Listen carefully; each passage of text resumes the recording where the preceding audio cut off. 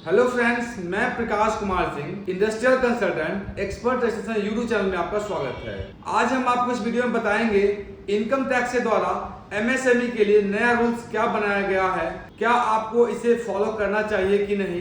अगर आप फॉलो नहीं करते हैं तो आपको क्या क्या दिक्कतें हो सकता है। हम आपको बता दें, जब भी मार्च क्लोजिंग की बात होता था और मार्च क्लोजिंग का टाइम आता था तो बहुत सारे लोग ऐसा करते थे जो अपने क्रेडिटर को बढ़ाते थे, जिससे कि उनके पास में अधिक से अधिक लायबिलिटी खड़ा हो सके।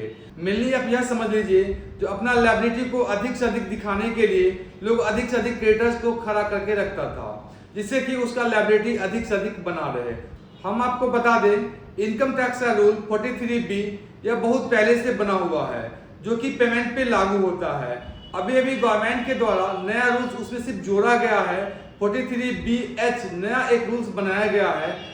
इस रूल के अंदर में यह दिया हुआ है कि अगर आप किसी एमएसएमई रजिस्टर्ड पर्सन का पेमेंट अपने पास रोक के रखे हुए हैं तो उसका पेमेंट 45 डेज के अंदर में आपको रिलीज कर देना है। अगर यह पेमेंट आप टाइम पे रिलीज नहीं करते हैं तो अगर आप इनकम टैक्स में एग्जम्पशन लेते हैं, जैसे मान लीजिए आपका इनकम 5 लाख रुपया होता है और उसमें एग्जम्पशन लेके आप अपने नेट प्रॉफिट को कम करते हैं, तो इन केस में आपको एग्जम्पशन नहीं मिलेगा और आपको बैंक इंटरेस्ट भी अलग से पे करना पड़ेगा। दूसरी बात यह भी है, अगर आप एमएसएमई वाले का पेमेंट नेक्स्ट फाइनेंशियल ईयर में भी कर देते हैं तो उस फाइनेंशियल ईयर में इस एग्जम्पशन का फायदा आपको मिल सकता है। आप इस बात को गौर से समझिएगा। अगर आप मैन्युफैक्चरर हैं या सर्विस प्रोवाइडर हैं तो ही आपको इस रूल को फॉलो करने की जरूरत है। अगर आप ट्रेडर्स हैं, मतलब आप किसी भी कंपनी की माल खरीदते हैं और बेचते हैं, या आपका दुकान है जहां की आप ट्रेडर्स के रूप में काम करते हैं, तो यह नियम आप पे लागू नहीं होता है। यह नियम सिर्फ मैन्युफैक्चर और सर्विसेज के लिए लागू होता है। इस दो कैटेगरी पे यह नियम लागू होता है। जो नियम है वह कहां कहां पे लागू नहीं होता है। सबसे पहले आप जान लीजिए, आपका क्रेडिटर्स अगर एमएसएमई रजिस्टर्ड नहीं होगा तो यह नियम लागू नहीं होता है। दूसरा, अगर आपका क्रेडिटर एमएसएमई में रजिस्टर्ड है लेकिन वह मीडियम कैटेगरी में आता है तो भी यह नियम लागू नहीं होता है।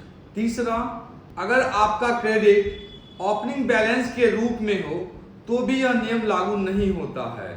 चौथा, अगर आपका क्रेडिटर एमएसएमई में रजिस्टर्ड है और मीडियम कैटेगरी में भी नहीं है, अगर वो ट्रेडर है, ट्रेडर का मतलब अगर सामान खरीदना और बेचने का काम उसका है, तो भी यह नियम लागू उस पर नहीं होता है। मेनली आप यह समझिए, आपका क्रेडिटर अगर मैन्युफैक्चरर या सर्विस प्रोवाइडर है तो ही इसका फायदा ले सकते हैं, नहीं तो इसका फायदा उनको नहीं मिलेगा। एमएसएमई 45 डेज का जो नियम है वह सिर्फ मैन्युफैक्चर और सर्विसेज के लिए लोगों को मिलेगा। लेकिन अगर आपका क्रेडिटर एमएसएमई में ट्रेडर्स के रूप में रजिस्टर्ड है तो भी उसको फायदा यह नहीं मिलेगा।